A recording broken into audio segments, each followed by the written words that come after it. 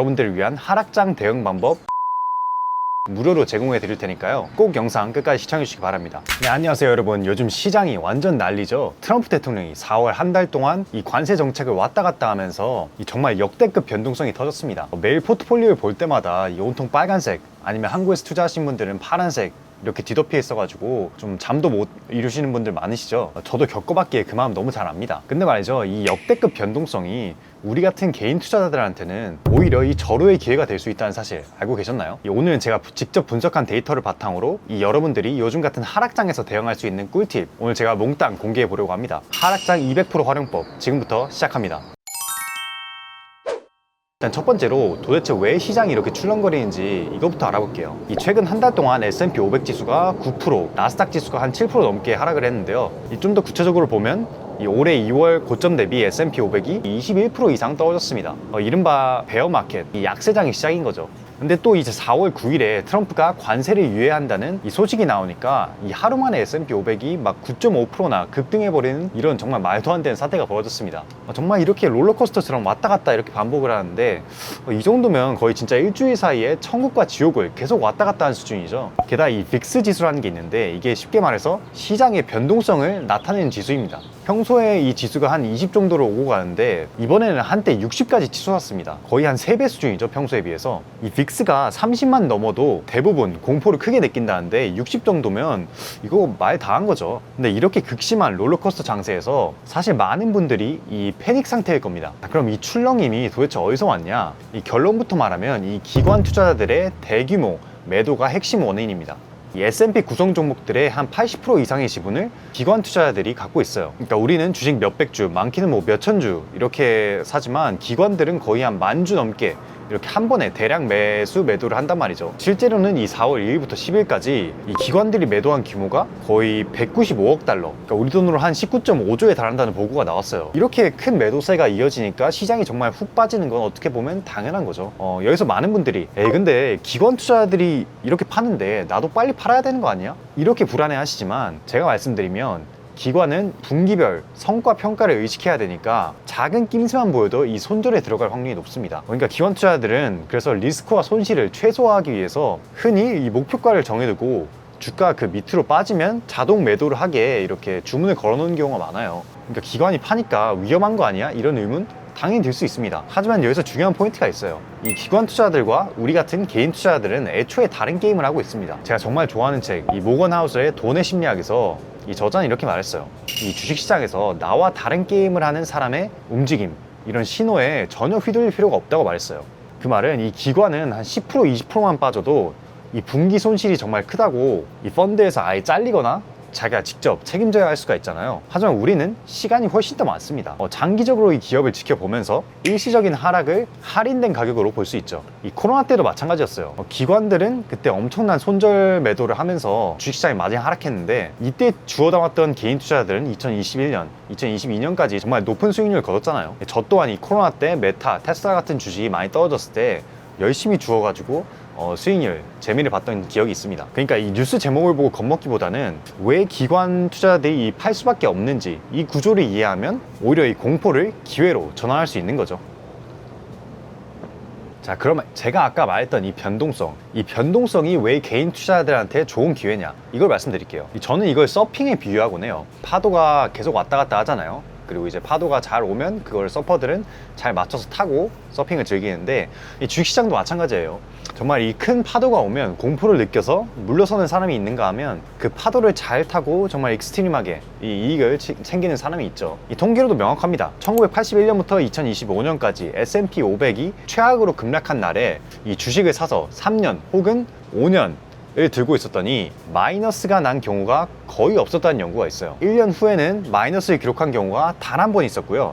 3년 이상 보유하면 거의 다 두 자릿수 수익률을 냈다는 거죠. 이 말인 즉슨 시장이 크게 하락할 때마다 이 도망가기만 하면 그 반등을 놓친다는 겁니다. 또 변동성이 높은 시기일수록 주식시장의 수익률이 되게 높았어요.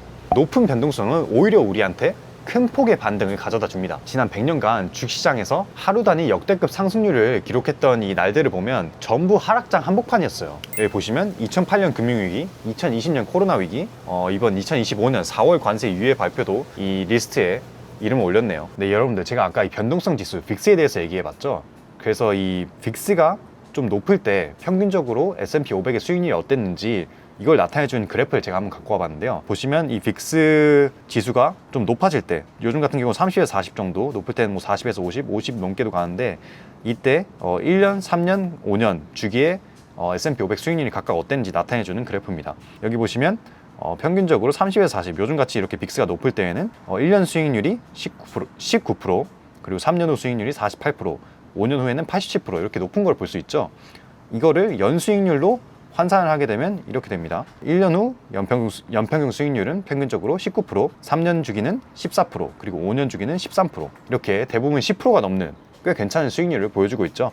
반대로 이렇게 빅스가 낮은 구간에는 기대 수익률이 낮고, 이렇게 높아질수록 기대 수익률이 더 높아지는 걸 볼 수 있습니다. 그리고 이 세 번째 그래프는 뭐냐면, 이 각 빅스 지수 구간마다 이 1년, 3년, 5년 주기로 투자를 했을 때 플러스 수익률이 날 확률을 보여준 그래프인데요.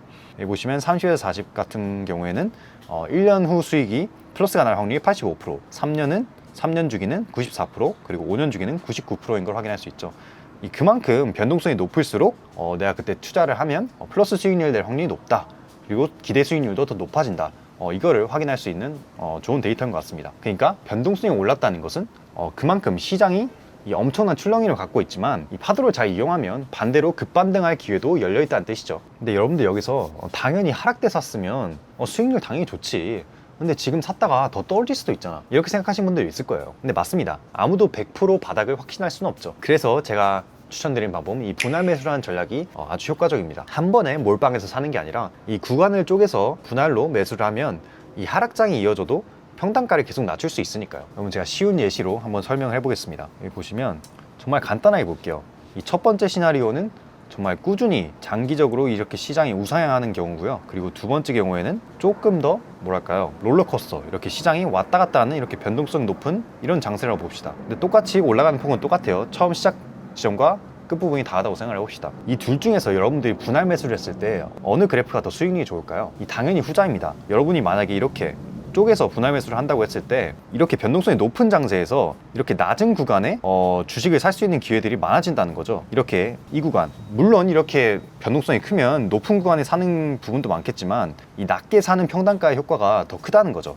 이걸 제가 좀 더 디테일하게 계산을 해봤는데요. 제가 이거 그래프로 가져와 봤습니다. 간단히 시나리오 두 개를 가정을 해봤는데요. 첫 번째 시나리오는 보여드렸던 첫 번째 그래프 같이 꾸준히 우상향하는 시나리오, 그리고 두 번째 시나리오는 왔다 갔다 하는 변동 장세. 여기 그래프를 보시면 알 수 있죠. 두 개의 시나리오 모두 주가가 이 100에서 150까지 올랐다고 가정을 하는 겁니다. 그리고 총 6구간에 나눠서 분할 매수를 했어요. 근데 보시면 이제 시나리오 1은 우상향하기 때문에 뭐 100에서 110, 120, 130, 140 이런 구간에 산 거고요. 반대로 이 변동장에서는 이렇게 막 60, 80, 근데 반대로 높게 산 때도 있죠. 140, 뭐 180, 이렇게 150 이렇게 각각 다른 구간에 매수를 했습니다.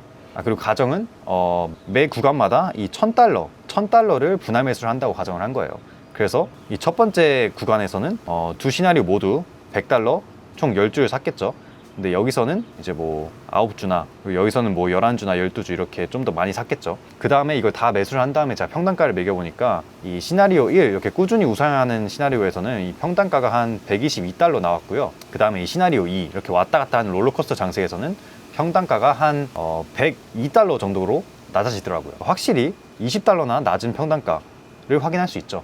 이렇게 평단가가 낮다는 것은 이후 시장이 꾸준히 올랐을 때 나의 수익률이 훨씬 좋아진다. 이게 왜 그러냐면, 이 같은 금액을 6번에 나눠서 투자를 해도 이렇게 꾸준히 우상향할 때는 이 주가가 올라가면서 조금씩 적은 수량을 사게 되는데, 이렇게 변동성이 높을 때는 이 주가가 떨어졌을 때는 더 많은 수량을 사고, 반대로 이렇게 주가가 올라갔을 때는 좀 더 적은 수량을 사면서 좀 더 평단가를 나한테 유리하게 가져갈 수 있는 거죠. 결국 여기서 핵심 포인트는 변동성이 큰 장에서는 이 분할 매수가 큰 힘을 발휘한다는 거죠. 그래서 제가 여기서 지금 당장 이 주식을 사세요 이렇게 말하는 게 아니고, 충분한 현금을 보유한 상태에서 이 분할 매수로 하락장을 오히려 맛있게 이렇게 이용하자, 이 얘기입니다.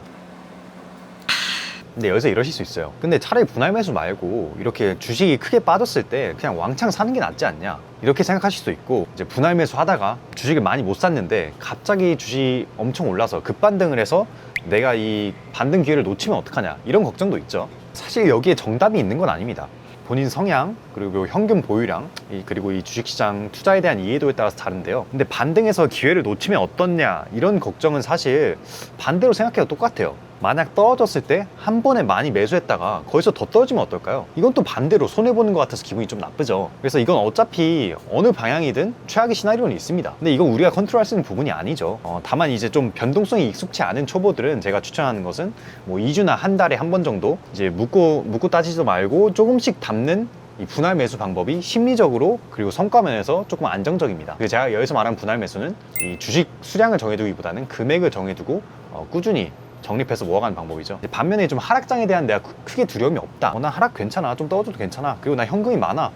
떨어지면 더 투자할 수 있어. 이런 분들은 분할 매수 말고 그냥 한 번에 많이 떨어졌을 때 크게 매수하는 것도 괜찮은 방법입니다. 그리고 여러분들 많이 이제 최악의 시나리오를 걱정하시는 분들이 많은데 뭐 관세를 트럼프가 더 올리면 어떡하냐, 뭐 미국의 경제 대공황이 오면 어떡하냐, 이런 분들이 있는데 사실 이 최악의 시나리오를 생각하려면 정말 끝도 없습니다. 이 단기적인 이벤트를 모두 예측하는 것은 거의 불가능하죠. 그래서 이걸 예측하려기보다는 이 현재 변동성이 많은 하락장을 즐기면서 이걸 내 편으로 만든다는 이 사고방식이 중요한 것 같아요. 그래서 여러분들이 하락이 두려운 게 아니라 이 주식이 하락할수록 좀 더 흥분돼야 합니다. 이 세일 찬스이기 때문이죠. 이 꾸준히 주식이 우상향만 하면 좋지만 꾸준히 우상향만 하면 우리한테 기회가 없어요. 좋은 주식을 싸게 담을 기회가 없다는 말입니다. 그러니까 오히려 이렇게 좀 더 주가가 출렁일 때가 여러분들이 평단가를 낮출 수 있는 아주 절호의 기회라는 거죠. 그리고 이렇게 요즘 같은 장세에 2배, 3배 레버리지 투자를 이렇게 많이 하신 분들이 보이시는데 이건 정말 제가 비추합니다. 왜냐하면 이 변동성이 클수록 레버리지 투자는 더 안 좋아지는 것 같아요.